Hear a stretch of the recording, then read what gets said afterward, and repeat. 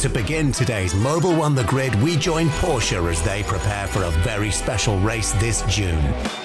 Since their first success in 1970, Porsche have been intrinsically linked to the 24 Hours of Le Mans. To mark the German manufacturer's 75th anniversary, they'll be seeking a 20th overall victory in the centenary edition of the French Classic. We certainly have a special opportunity here in 2023 to come and chase for number 20 at Le Mans. So this is to do it on the 75th anniversary of Porsche would be a dream come true, to bring our first victory for Mr. Penske as well at this race. So we have a kind of a once-in-a-lifetime special opportunity to check a lot of boxes in one go, so no pressure. The Porsche Penske squad will take 3 963 prototypes to Le Mans. The target to emulate the likes of Al Holbert, Hurley Haywood, Jackie Ickx and Derek Bell, the drivers who built their Le Mans legacy. Seeing the previous successes, not only the 919, but all the legacy from 970, 962, etc. That's a hell of a motivation for Porsche internally, but also for the newly built Porsche Penske Motorsport team, because that's a lot of new people coming together and getting into this team, and everybody is excited. This year it's not only the 75th anniversary of Porsche, but it's the 100th anniversary of the Le Mans 24 Hours. So wouldn't this be a nice story if Porsche were to do it?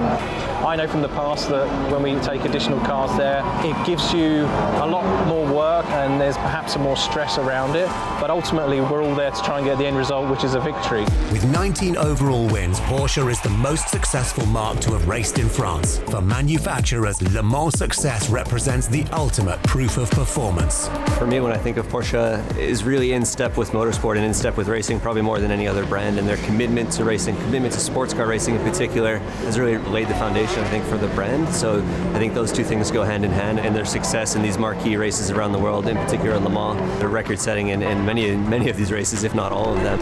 Le Mans demands performance, endurance and reliability. The new 963s have only raced 7 times so far in the IMSA Sports Car and World Endurance Championships and now face the biggest test of all.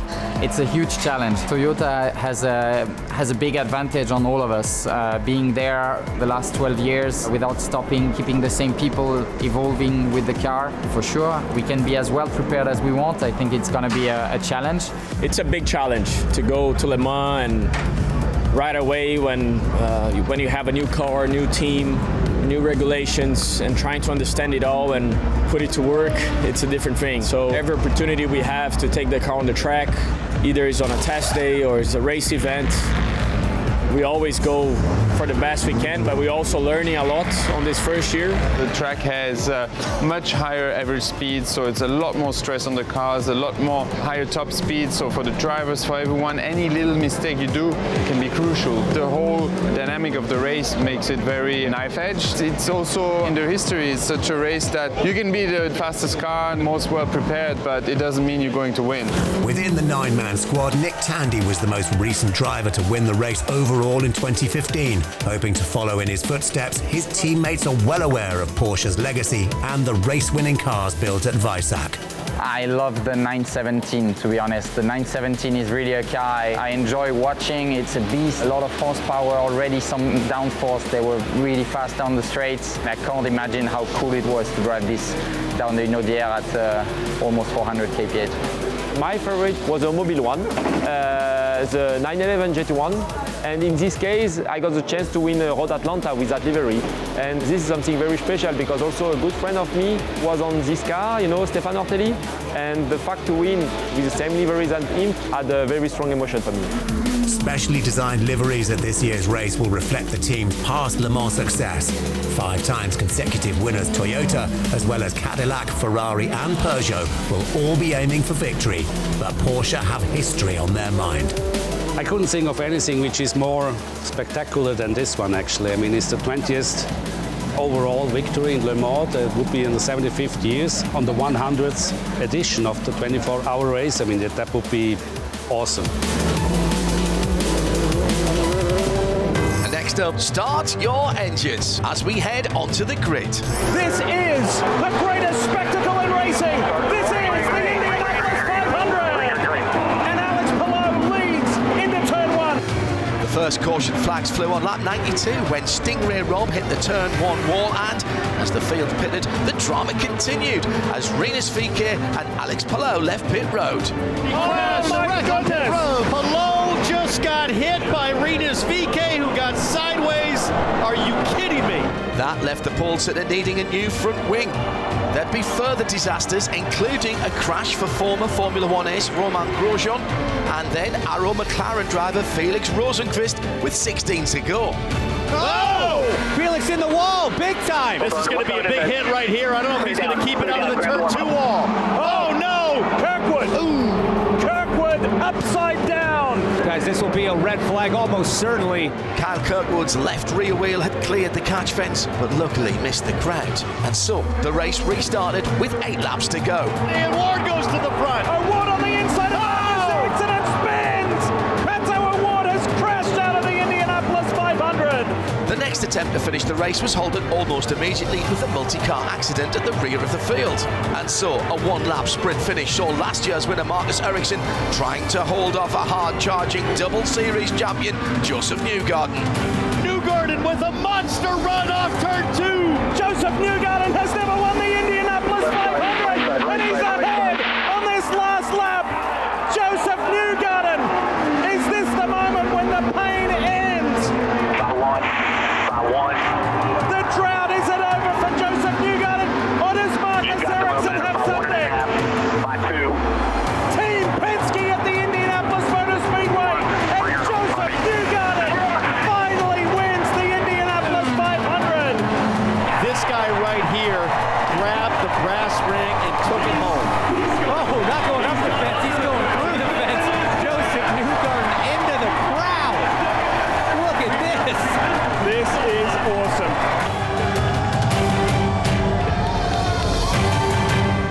Now it's time to meet NASCAR Xfinity racers Cole Custer and Riley Herbst. This season, Stewart-Haas Racing are building 2 Ford Mustangs in NASCAR's second tier, the Xfinity Series. Cole Custer in the 00 car and Riley Herbst in the number 98. I think the biggest thing is strength in numbers, and I thought we were always a really solid race team here at Stewart-Haas Racing, the Xfinity Series, but to have a teammate this year in Cole Custer, and for me to be able to lean on him and to ask him questions at the racetrack each week and to kind of develop and grow together, I think will only make us stronger, and we got 2 shots each week, and so that definitely helps the organization as well. Just being able to bounce ideas off each other, having more notes to look at, just everything as a whole, it helps the organization just move forward in a direction just because you have more information. Me and Riley will talk a lot just because we're teammates. We're there day in and day out, racing with each other. At the same time, I'm not going to stop trying to talk with Kevin Harvick. He's one of the best of all time, so I'm not going to brush him off. I'm going to get whatever information he can tell me, I'm going to listen to. But the Cup cars are so much different. It's hard to do that at times, so you kind of have to pick and choose what you want to really discuss. For Cole Custer, it's a return to the Xfinity field after 3 years in the Cup Series, which featured a win at Kentucky in his rookie season, but then 2 winless campaigns. He's considered one of the big guns in Xfinity after being championship runner-up in 2018 and 19, but the transition isn't easy. I have 2 runner-up driver trophies in the championship. We did win an owner's championship, but getting that driver's championship would be huge. I think everybody in that building wants to get that trophy, so it's just a matter of trying to put everything together. We got to take it one step at a time. It's definitely different. The Cup cars now drive so much different than anything we would have driven in the past. They're really on edge, very aero-sensitive race cars, where the Xfinity cars, you're able to slip and slide them around, get them sideways. They're a blast to drive, so you kind of have to reset a little bit because they drive completely different. For Riley Herbst, it's his 4th season in Xfinity and 3rd at SHR. After finishing 10th last term, he's looking to challenge at the front in 2023. We need to be better and continue to grow on the success we had last year, and we can turn those top 10s into top 5s and ultimately into wins, because that's our end goal. That's everybody's goal here at Stewart-Haas Racing is to win races. We always want to be better than we were last year. That's the ultimate goal. Obviously, we're only going to be happy if we're in victory lane, but I'd say the biggest thing is just to build on the consistency and just take one more step from where we were last year. Though winless so far, both drivers are currently sitting in playoff positions. Herbst continues to seek that elusive first victory, while Custer, after a slow start, is now finding his rhythm in the season, where many people have tipped him to finally bring home the NASCAR Xfinity Series title.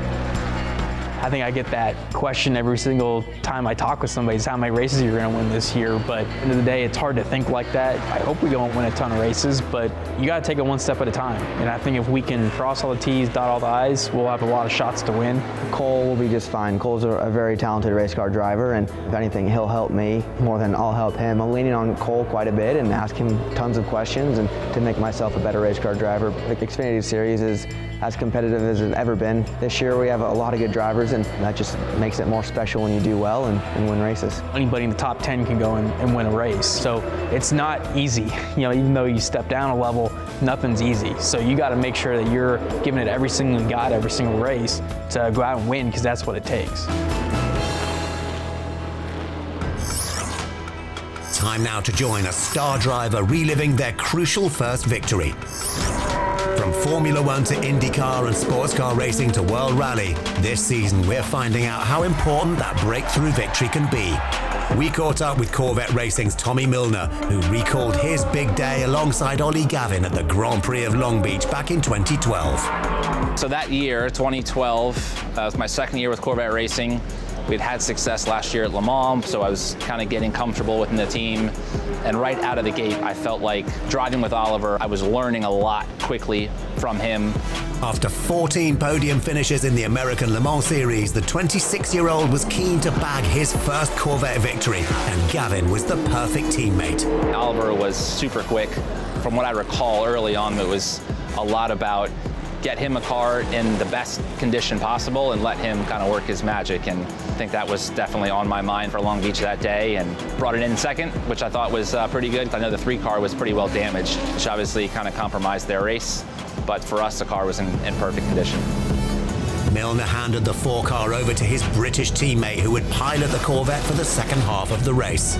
I think coming into the pits in second place there, and thought was pretty good. What I do recall very well is the last probably 20 or 30 minutes of the race. At that point, Oliver had passed the Ferrari. I think the BMW had gotten back by us again. Oliver had passed him as well, so he was leading. I think there was like 20 minutes to go in the race.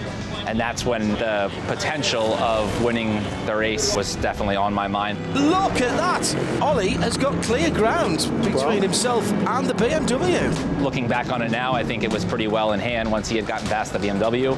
But for me, there was definitely anxious moments, because I had been in that position before. I'd been in positions to win races and just never quite happened.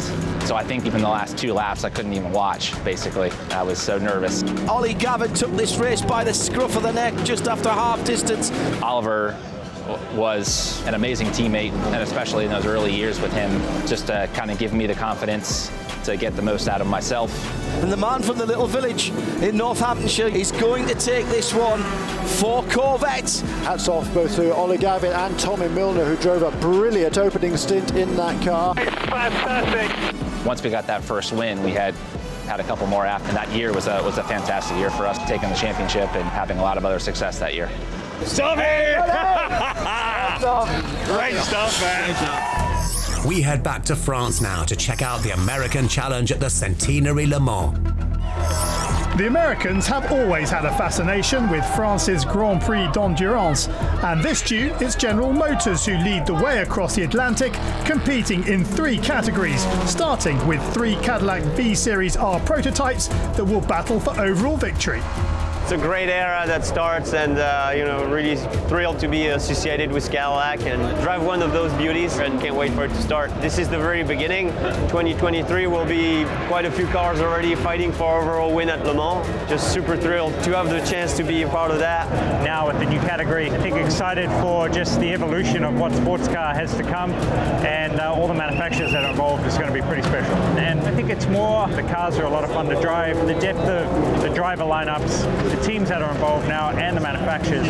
It's just everybody wants to be driving one. While it's the first time in 2 decades that Cadillac will compete, Corvette have been a mainstay of Le Mans throughout those years in GT machinery, with their last victory coming in 2015 when Jordan Taylor shared the win in GT ePro.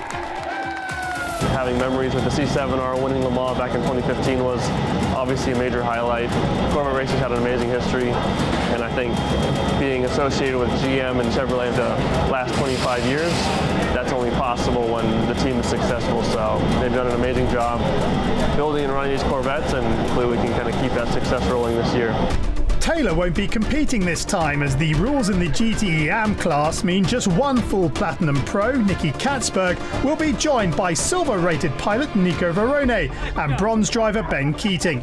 The American won the class last year, but now has the chance to do it again with the bad boys from Detroit. I'm so excited to be, finally, to be a member of Corvette Racing. I've been after the Corvette guys to give me a shot in the car for such a long time. It's exciting to be racing an American brand. It's exciting to be racing with an American team, so that when we win a race, I'm spraying champagne underneath an American flag and get to hear the American national anthem, and there's got to be something really special about that. This is absolutely a dream come true for me. I've been dreaming of driving for a factory team all my life, all my career, and well, to being able to make it with Corvette is even better than I could imagine. It's been amazing. I've been enjoying these days. Yeah, looking forward to a race. Verone and Keating have won twice in the WEC this season and hope to give Corvette their 10th class victory at Le Mans. But Jordan Taylor's job this year is something very different, helping a stock car negotiate the Circuit de la Sarthe as the Garage 56 special entry, with a 7-time NASCAR title winner and an F1 world champion in tow. To take a stock car to race at Le Mans, I mean, everyone thinks we're nuts. We're like, no way it's going to be quick enough to be semi-competitive. But I think we're not far off. We're not far off the GTE times. It's going to be a busy race for us as drivers, but a great challenge. And having Mike Rockenfeller, multiple champion at Le Mans, racing and DTM champion, in our teams is pretty special. Great guy. Jimmy Johnson, 7-time NASCAR champion, and the coach, Jordan Taylor. It's going to be pretty epic. While Button got his first taste of NASCAR at the Circuit of the Americas in March, there's no guarantee that a stock car will survive the 24 hours of Le Mans. However, it'll be one of the highlights as the eyes of the world focus in on the centenary race. For me, it's the best endurance race in the world. I raced it back in 2018 in a prototype. Loved it. We didn't finish, but I loved it. The atmosphere is going to be crazy at Le Mans. It really is. It's a sold-out grandstands. You can't buy tickets. I've tried to buy tickets. This car is going to blow everyone away in terms of how it looks, how it sounds, and also I think by the performance. So I can't wait.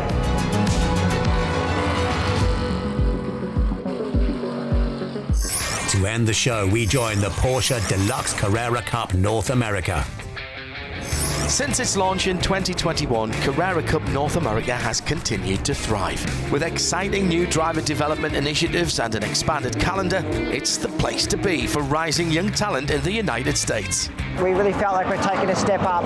I mean, I think one of the important things of our calendars was that we still kept our base and kept our tradition, which is staying with IMSA. We're taking Carrera Cup to new markets as well. So we're going to be finishing our season at the Coda F1 Grand Prix. We're racing with NASCAR this year as well. So we're seeing new drivers coming in, new teams, a whole range of initiatives that we're really proud of. Porsche's One Make Racing programme provides a clear path for young drivers aiming for the top, and among this year's new initiatives is the very first female driver development programme. We started a program basically from karting, scouting talents, bring them into the Porsche Sprint Challenge. We have a driver development program there, a junior program. Then we bring them into Carrera Cup, where we have a junior program and also a female development program with Sabre Cook starting this year. They are funding part of the season for my run with Kelly Moss, and then they also are providing a lot of mentorship through Patrick Long, a lot of resources, media-wise. It's all lots of awesome people just coming together to support my effort to race in the Porsche Deluxe Carrera Cup. My hopes with the development program is to see these drivers make a linear progression. For me to be of value to them, we have a lot of conversation between the race weekends. It's not just about looking at data and video, but really how did we do in the race weekend prior, and then go into the next race with the goals and meet those goals. It was great that we had a young driver like Sabre come into our series this year. We're definitely looking at having more females come through the pyramid, and ultimately we have 3 or 4 females racing on the same weekend and moving up our pyramid and running in GTP one day in IMSA would be incredible. Twice a series runner-up, Kai van Berlo is one of Porsche's best young talents. With their selected driver programme, he stepped up to the IMSA GTD category this season as part of the Kelly Moss with Riley team. I got the opportunity to do this, move on to GTD with the support of Porsche. That includes also coaching from Patrick Long, which is for me a great resource. He's got tons of experience. I speak to him before, after every test and event. Working with Kai Van Berlo, transitioning from the Carrera Cup North America into GTD, the mindset is so much different. Of course, the races are naturally much longer, but the cadence of the race, strategy being mistake-free, it's a much different situation for the driver. Continuing that driver development is one of the most important things for me. Some things are in our control, some things are not, so we just try to maximize every opportunity we get. But for me personally, I just want to learn as much as possible and become a better driver every day. The IMSA GTD class forms the next step on the Porsche pyramid. At its pinnacle, the WEC Hypercar and IMSA GTP categories. What we're trying to do is one day one of those young talent that we take through our pyramid ultimately ends up in the GTP car racing for Porsche, and we've got Matt Campbell at the moment, who came through the Porsche pyramid in Australia, has worked his way from Sprint Challenge to Carrera Cup, became a Porsche Junior, and is now racing this weekend in GTP. For Porsche Motorsport North America, finding the next crop of works drivers is the goal. For their growing talent pool, the dream is to follow in the footsteps of Matt Campbell and the rest of the works team heading to Le Mans. Being the top step at Le Mans or racing, full season in GTP and IMSA would be a dream come true. There's so many possibilities, and I feel like I'm in just the right place to take advantage of those. My hopes for the future are continue my relationship with Porsche, eventually win some races in GTD and the championship at some point, and ultimately move to GTP with Porsche as well and try to win some big races overall. Next time, who can stop Toyota at the Centenary Le Mans? And can Corvette finally get their 10th class victory? We'll see you then on Mobil One The Grid.